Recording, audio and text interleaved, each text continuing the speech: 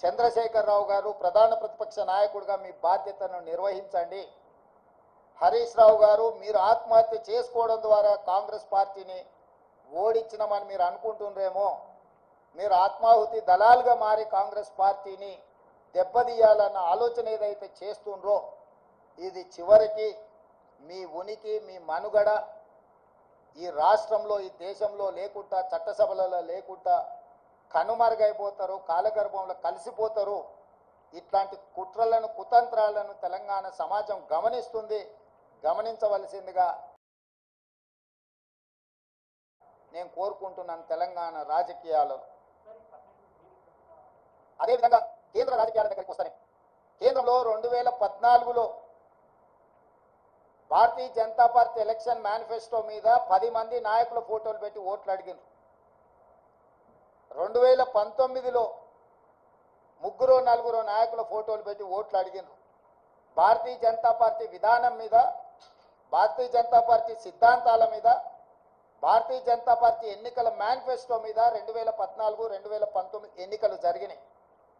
ఒకసారి 2014లో 273 సీట్లు వచ్చినాయి, 2019లో 303 సీట్లు వచ్చినాయి. అంటే సంపూర్ణమైన మెజారిటీ భారతీయ జనతా పార్టీకి ఆనాడు దేశ ప్రజలు ఇవ్వడం జరిగింది.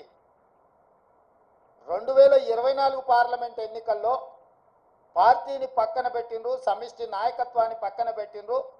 మోడీ గ్యారెంటీ అని చెప్పి ఏక వ్యక్తి నాయకత్వంలో ఒకే ఒక వ్యక్తి, అది మోడీ గ్యారెంటీ అని చెప్పి ప్రజల దగ్గరికి వెళ్ళారు.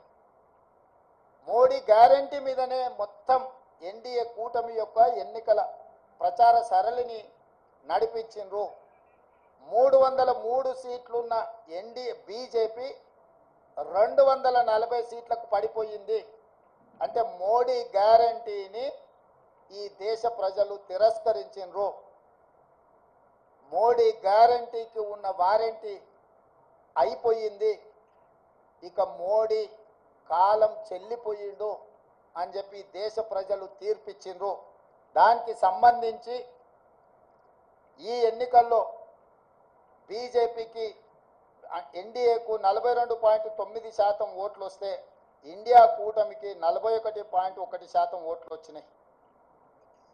దాదాపుగా సరి సమానంగా ఓట్ల శాతం వచ్చింది.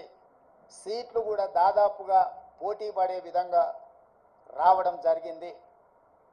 జాతీయ రాజకీయాలలో నా విశ్లేషణ, నా డిమాండ్ ఒక్కటే.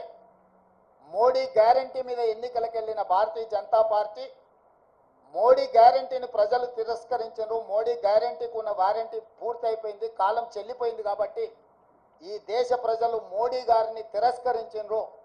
తక్షణమే నరేంద్ర మోడీ గారు ప్రధానమంత్రి పదవికి రాజీనామా చేసి మళ్ళీ ప్రధానమంత్రి పదవి చేపట్టకూడదు. ఎందుకంటే ఆయన నాయకత్వాన్ని ఆయనను చూపించే ఓట్లు అడిగినరు. ప్రజలు ఆయన నాయకత్వాన్ని, ఆయన గ్యారెంటీని తిరస్కరించారు. కాబట్టి 140 కోట్ల ప్రజల యొక్క తిరస్కారానికి లోనైన నరేంద్ర మోడీ ప్రధానమంత్రి పదవి చేపట్టకూడదు. ఇది 4 కోట్ల తెలంగాణ ప్రజల తరఫున కాంగ్రెస్ పార్టీ నాయకుడిగా నేను డిమాండ్ చేస్తున్నా.